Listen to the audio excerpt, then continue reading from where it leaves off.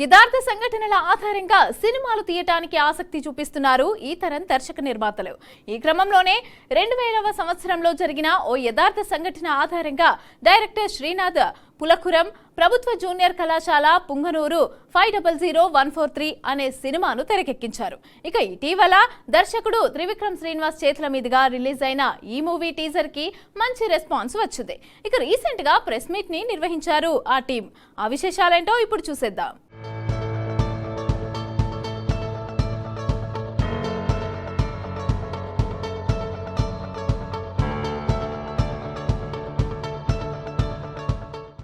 అందరూ ఏమనుకుంటున్నారంటే just like Narayana, Chaitanya ఇలా ప్రభుత్వ జూనియర్ కళాశాల కూడా ఒకటి ఉండేది ఒక అప్పట్లో అనుకుంటున్నారు.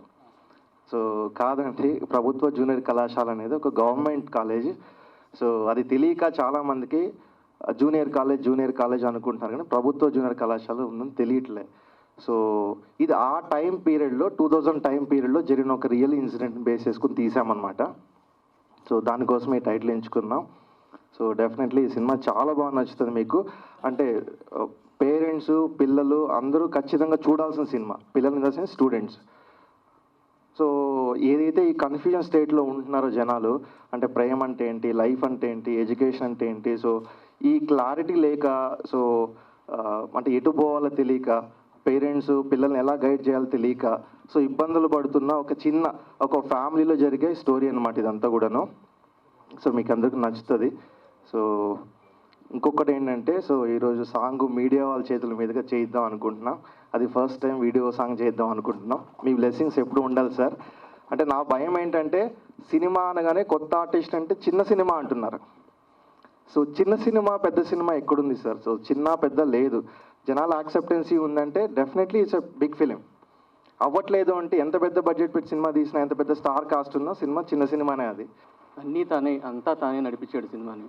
యాక్చువల్గా నేను అమౌంట్ అయితే పెట్టుబడి పెట్టాను, కానీ మిగిలిందంతా తనే దగ్గరుండి చూసుకున్నాడండి. ఈవెన్ ప్రమోషన్ పాయింట్ కూడా తనే చూసుకుంటున్నాడు. యాక్చువల్గా ఈ సినిమాని ఒక ఫ్రెష్ లుక్ కావాలి, ఒక ఫ్రెష్గా ప్రజెంట్ చేయాలన్న ఉద్దేశంతోనే ఈ కొత్త వాళ్ళందరినీ ఎంచుకోవడం జరిగిందండి. I would like to talk about the music.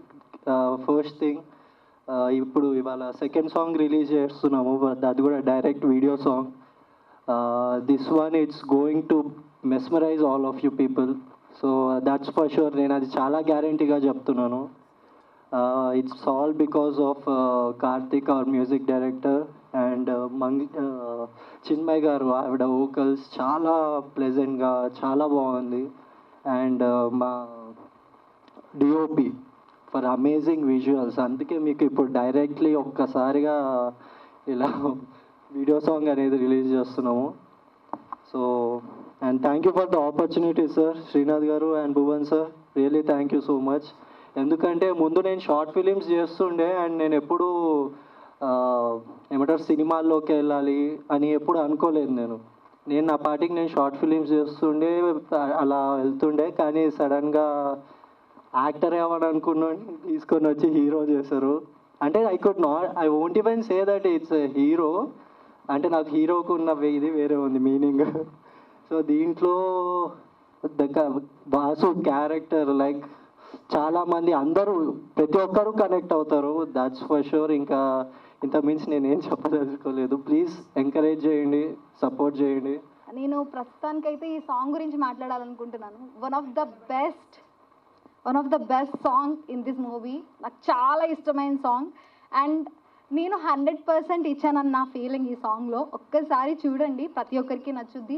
అలాగే శ్రీనాథ్ గారి విజువల్స్, అంటే direction, each and every minute detail of this song, and Chinmay గారు సింగింగ్ కానీ, లేదంటే మ్యూజిక్ డైరెక్టర్ కానీ, ఈచ్ అండ్ ఎవ్రీ వన్ చాలా చాలా హార్డ్ వర్క్తో, అండ్ యాక్టర్స్ కూడా దీంట్లో చాలా వరకు లైక్ అసిస్టెంట్ డైరెక్టర్గా కూడా వర్క్ చేశారు. అంటే దీనికి 100% ఇచ్చి ఇక్కడి వరకు తీసుకొచ్చి మీ ముందు నిలబెట్టి లైక్ ప్రొజెక్ట్ చేస్తున్నారు.